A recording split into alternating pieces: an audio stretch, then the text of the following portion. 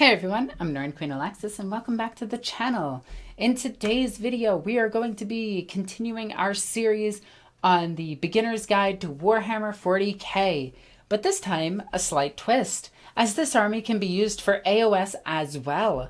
So if you are learning Age of Sigmar or Warhammer 40k, the Demons are a great place to start, as they can be used in both games. In fact, they can be used in every GW game, aside from Blackstone Fortress. They're not allowed in there yet. But I digress. That being said, let's dive right into this video. In this video, we are going to be talking about their lore, their tactics on the tabletop, the differences in the Dark Gods, the differences in their demons and their representatives, as well as your first $100 of buying stuff. This will be in USD just because I'm an American. Yeah, that I don't know your crazy prices and how much things weigh. That's a joke on the pounds, by the way. Anyway, let's get into this. Warhammer 40k's Demons. Now, I am going to be talking about the 40k Demons and not the Age of Sigmar Demons, as there are slight differences between the two universes, as they are completely different games separate from each other. Though some things do tend to cross over, mostly just names, but not really story too much. That being said, let's dive into the world. Well, let's let the Guller fields down, fly through the warp, and just see what we can find as we dive into the warp itself. So, you may be asking yourself, Alexis, what is the warp? Well, that is an excellent question, Timmy, and today I am here to tell you what that is. Well, you see, you live in reality. Yes, I just proved that you existed. Isn't that fascinating? Years of psychology just thrown right out the window because you think, therefore you are. At least, that's what you think. But every thought, every single thought that you've ever had, every emotion that you have ever experienced is paralleled into an alternate dimension known as the warp, where your thoughts, your aggressions, your emotions are made manifest. They are created into constructs known as demons. These demons and warp entities are malice in nature to some extent. Some may be even benevolent, but most are kind of evil. And by kind of evil, I mean it is their perspective, or your perspective versus theirs. But that all being said and getting the crazy psychology out of the way, demons exist in a parallel dimension to our own known as the warp or the realm of souls. A giant rip between the two realities has formed, which is the Eye of Terra. Warp storms are also slight rips in reality that connect the warp to real space, and from there demons can emerge into reality, though they are not actually physical, and I will get to this. Demons in Warhammer 40k are thought made manifest, meaning if you think you can beat them, you can beat them so long as your will is stronger than the demons. And no matter what your weapon that you are wielding is, if you believe it can strike down a demon, you can do so. But if you are afraid that that demon is going to hurt you, it can. Demons are not physical, though they do take up space in real space. I know that sounds weird, but that's kind of what it is. It's kind of quantum physics when you think about it. They exist in one reality, but can also exist in the other, so long as they are there, bound, and causing problems.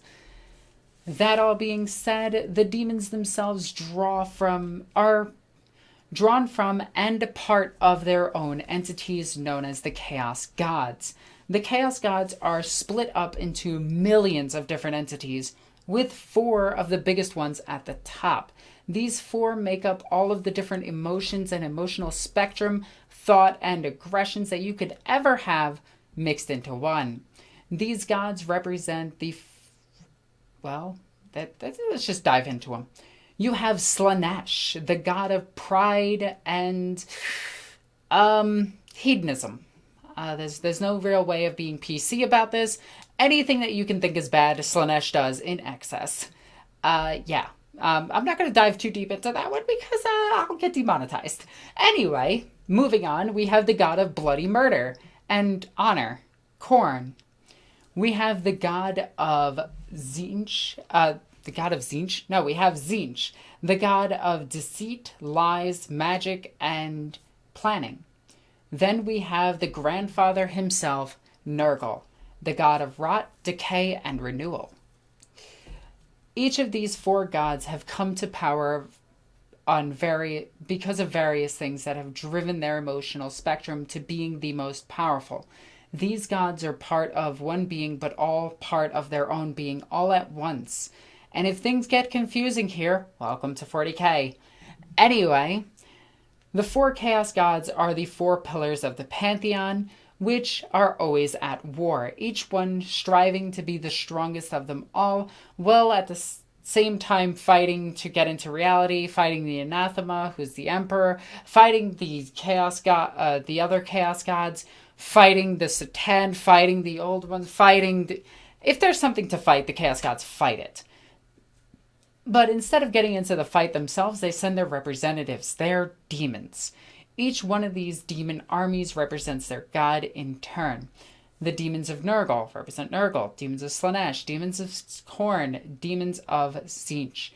Each embody a certain aspect of their god. For instance, Nurgle is the god of renewal, decay, rot, disease, so his demons tend to carry gross levels of pestilence, plague, gross nastiness, and are genuinely just probably all magic players. Okay? That being said, Nurgle's units are very resilient, disgustingly so. And that is an actual joke on the rule itself. They are a tough army to actually kill, but a relatively weak one, meaning they are there to survive, but not really deal out too much damage. They are your objective holders, and they are really, really good at it. Then you have Tzeentch and his demons. His demons represent magic, mysticism, birds, the spooky things. He is the chaos god of nerds. His demons are demons of Tzeentch, which are called pink horrors, flamers, and they are actually called flamers. Don't question it too much. It was the 80s. Anyway, their demons hurl magic at you, trying to hurt you, burn your soul away, and rip it into the immaterium where they can rip it apart and devour it. Then you have the chaos god of Khorne and his representatives, which look like biblical demons right out of Christianity, for instance. These demons are the older ones because they're kind of just the red demons with swords that run at you in your dreams.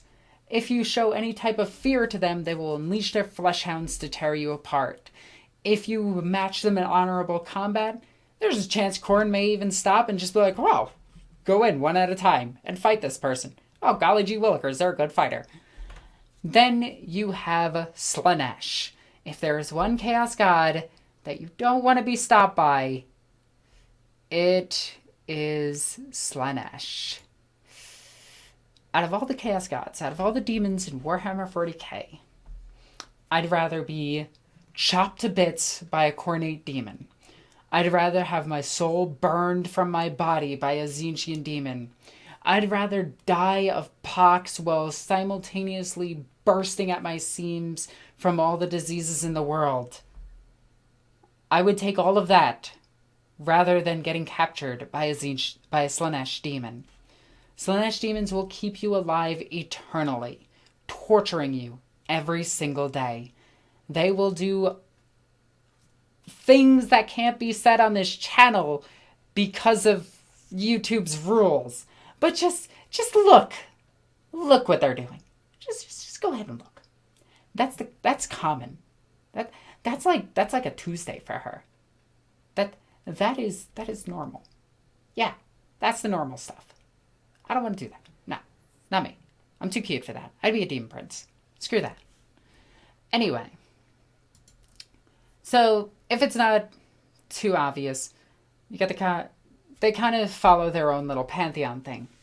Now, To get into reality, they literally need people on the other side to be influenced by them in order to do magic to summon them into reality, bind them to something in reality so that they can forge and form into a fighting force and then wreak havoc on the Imperium or whichever world that they are on.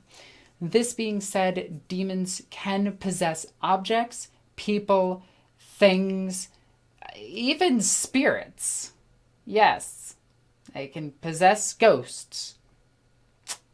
That's a thing. They can. Essentially, if you think that they can do it, they can do it. And they're going to do it. And they're going to harm you while doing it. But each of the demons also represents something beautiful.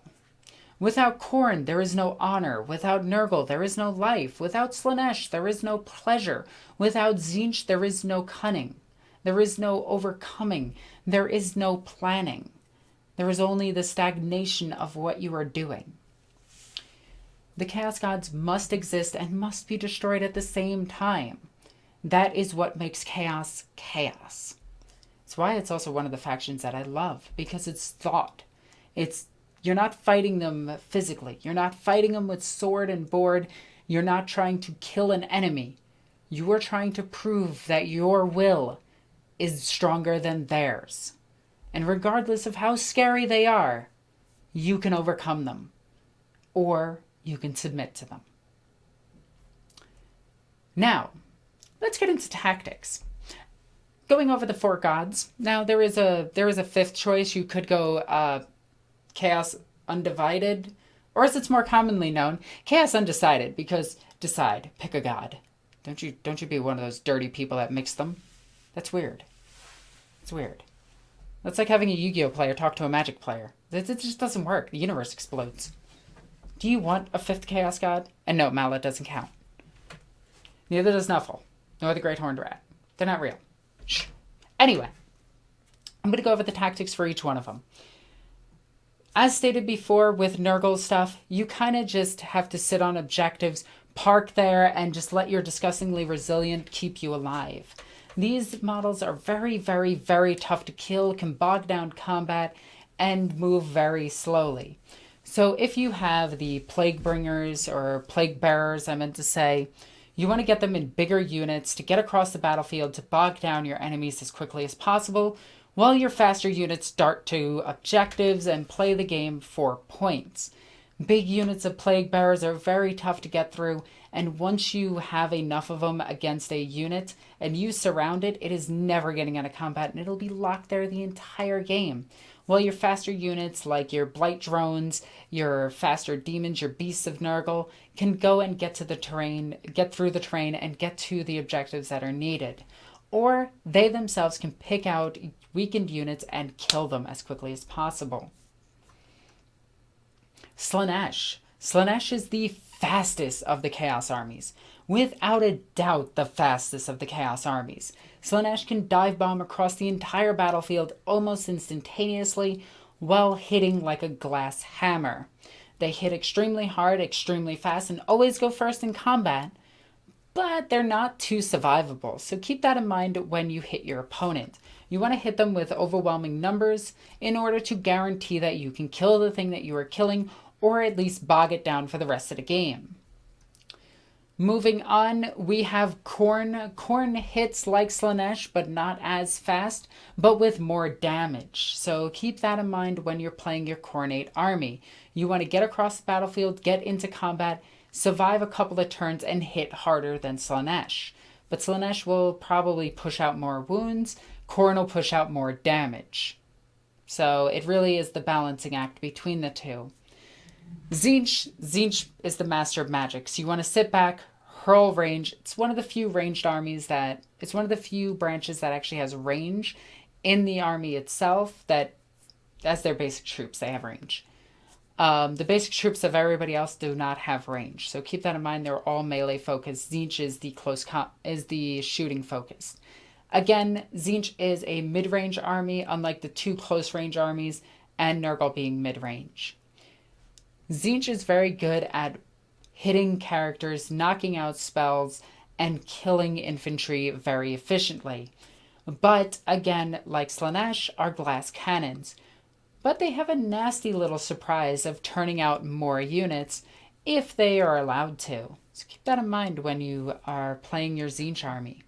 You want to try to get into strategic positions to blaze your enemy as quickly as possible, while simultaneously getting targets that need to be hit, such as weakened units or characters that are wildly out of position.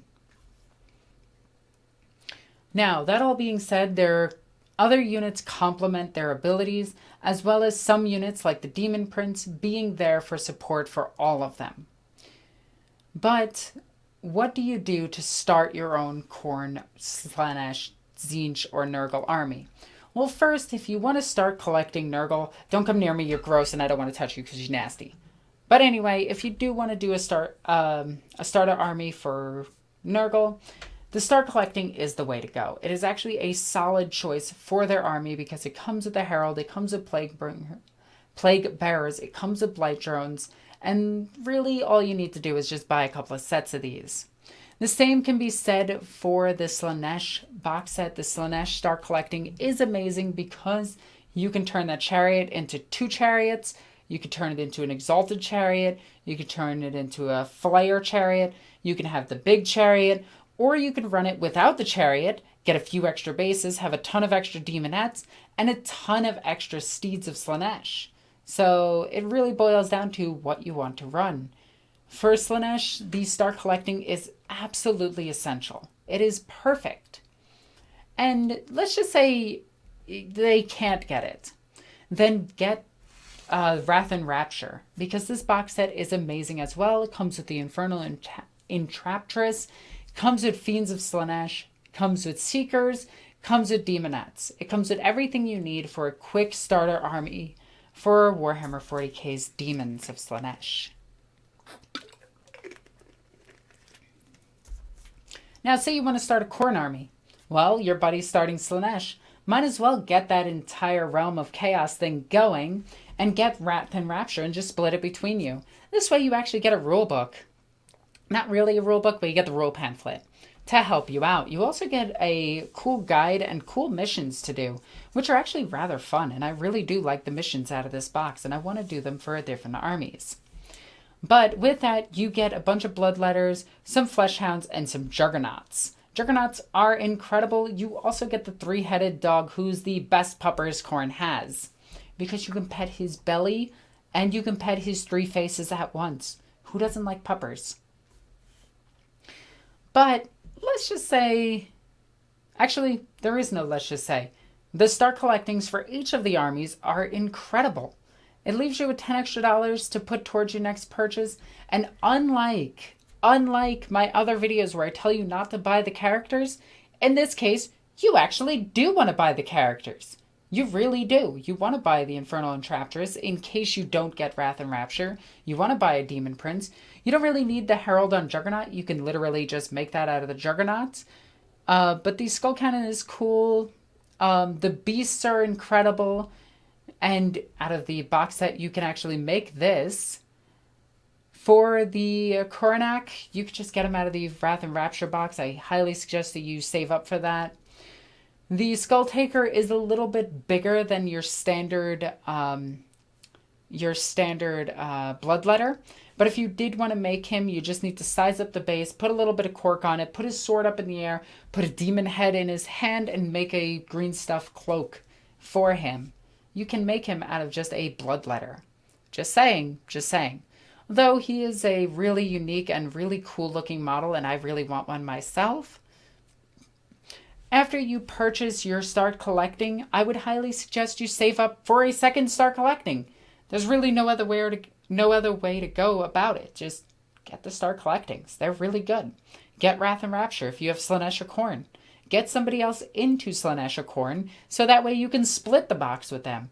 And converting people to the Realm of Chaos, the influences of the Dark Gods, is a plus in itself, because then you have somebody as deranged and maniac as you. And who doesn't want that? That being said, if you do get the Wrath and Rapture box or your start collectings and you have massed them, You could also go into getting some of the characters. Their characters are relatively cheap for what they are, like the mask itself is only $30. But a lot of these characters you simply don't need, like a Herald of Slaanesh. You don't actually need. Just take a Slaanesh. After you get your Secret Chariots, get the 2 long arms, put them on a Demonette, boom! Herald of Slaanesh. And it works for all of the Chaos characters. You don't need them. But the more unique ones, like the Changeling, Skulltaker, Karnak, you're going to need those characters. Eventually, of course. Eventually. But with that all said, I hope you enjoyed this video. If you are going to mix your Chaos armies, you are a filthy traitor to your one and only God, and you know that as well as I do, and you should be ashamed of yourself. I'm just kidding. That's the will of Chaos talking. You do you. Build your army the way you want, so long as it's not Mala. Then all is forgiven. Anyway, guys, I hope you enjoyed this video. If you did, give it a thumbs up because that's what YouTube cares about for some reason. Also, ring that belly thingy for notifications of new videos as they go live. And as always, subscribe, leave comments, tell me your thoughts on this video, what you would do if you were to do it differently, or if you have any questions or comments about the army itself, comment in the comment section down below. I read every single comment that I get. Like literally, I sit down and I put hours aside to read every comment. And as always, check the links in the description down below. Follow me on social media. You can follow me on all sorts of things. If you are super awesome, you can follow me on Patreon. Patreon goes a long way to help supporting the channel. It keeps all those souls coming to me in the realm of chaos. It also keeps food in my belly, as well as keeping my lights on. And it's expensive in the warp. Anyway, guys, as always, I'm NornQueenAlexis. I love you guys. Bye.